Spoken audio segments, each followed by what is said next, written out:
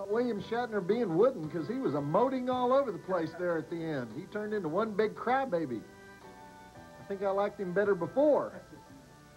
We're going to continue to look at the of William Shatner in a second. You know what is? It's that French word. It means the eggs of William Shatner in a second. But first I want to remind you that next week we have the always classic Road Warrior, along with something we haven't shown 12 times, 2020 Texas Gladiators, which is an incomprehensible Italian ripoff of the Road Warrior, but you'll love it. Now, there is nothing wrong with your television set. Do not attempt to adjust the picture. Remember that from The Outer Limits? Believe it or not, The Outer Limits only ran for a season and a half back in 1963 and 64, and it was never really a success, but somehow it got glorified in people's memories, and now it's become a cult classic. Of course, it's not as good as The Twilight Zone, which William Shatner and Leonard Nimoy also appeared in, but how many times can you watch Nightmare at 20,000 Feet? I've already seen that 300-400 times. So we've got the Shatner and Nimoy Outer Limits episodes. And first up is the one with William Shatner as an astronaut whose recent trip to Venus is causing him a little temperature problem. So even though his overbearing wife is running around in shorts and flip-flops, Bill's colder than a stripper in a snowstorm. So I don't want to tell the whole story, so let's just do the drive-in totals. We'll get the story started. We have no dead bodies, no breaths, hot coffee chugging, reckless steam bathing, finger webbing, mysterious Venusian gremlin, burning Captain Kirk, gratuitous wifely duties, security guard food. Give it about 2 stars, but it's also historical, so check it out.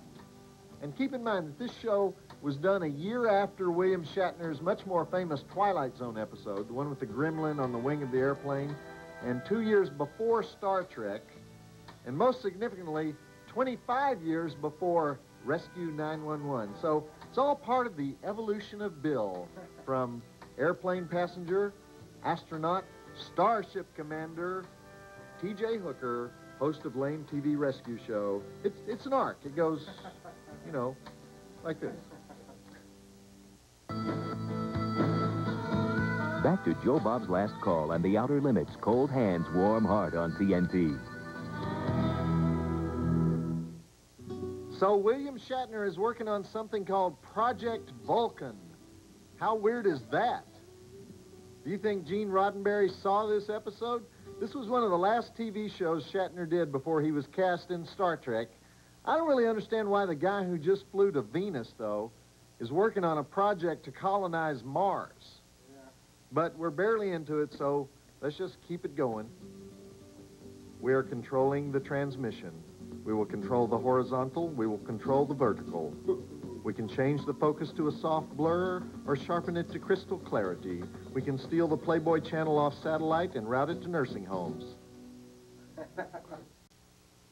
You know, I always just enjoy so much reading the viewer mail, especially the hate mail. Makes me feel humble as a person. Of course, I'm not as likely to read that on the air. So if you want me to read your mail on the air, try sucking up to me. That works better. And send copies to the bigwigs over at the network. Send your letters care of Monstervision at 1010 Techwood Drive, Atlanta, Georgia, 30318. Emails go to monstervision@turner.com or visit the Monstervision website. You can do it from there. But don't send the high sheriffs the negative comments because they're just not used to it like I am. They tend to overreact a little bit. Visit the Monstervision website at tnt.turner.com/Monstervision.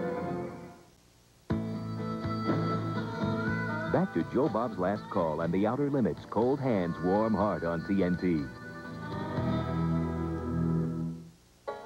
Damn it, Jim. Go to your own medics. Just give me a pill. These guys in the 60s were so volatile, weren't they? Did you like that little speech El Wifey gives to the planets? I'm his best world. He loves me more than he loves you, stars.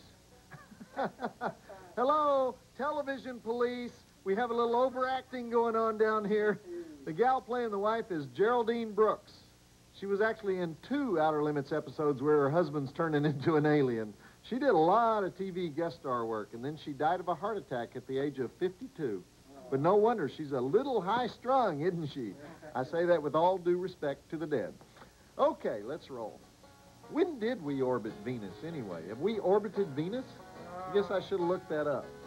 Do we still have a space program? You know, every so often you hear on the news that Space Shuttle number 802 landed at Edwards Air Force Base to get its broken toilet repaired or something.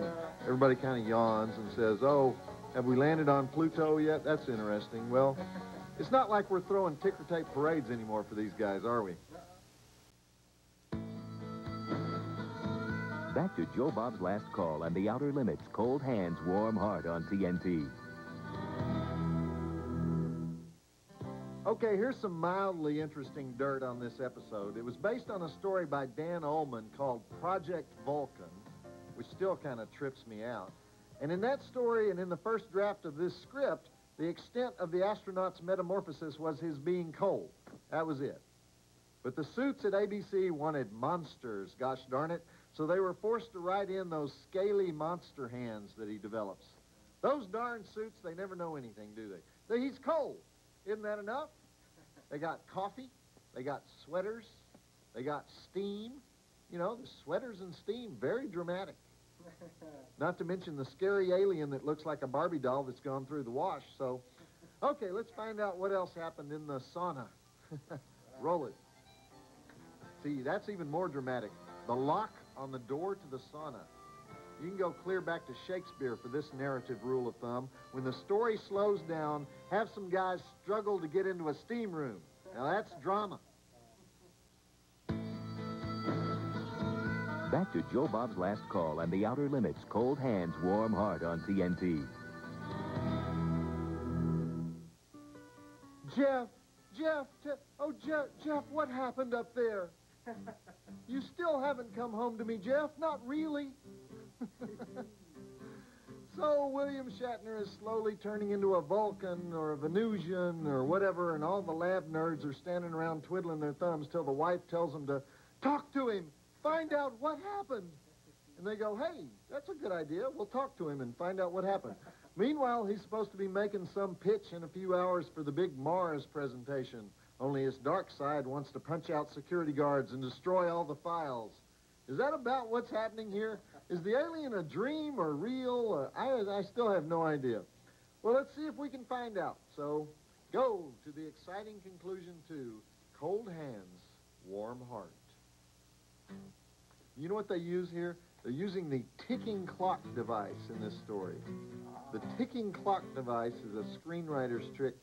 You know, it's usually a bomb is going to go off, you know, aliens are going to take over the world tomorrow, you know, somebody's going to turn into a vampire at midnight, so we have to act quickly, and that motivates the plot, right? Only in this story, we have to act quickly because the Appropriations Committee meets at 9 a.m.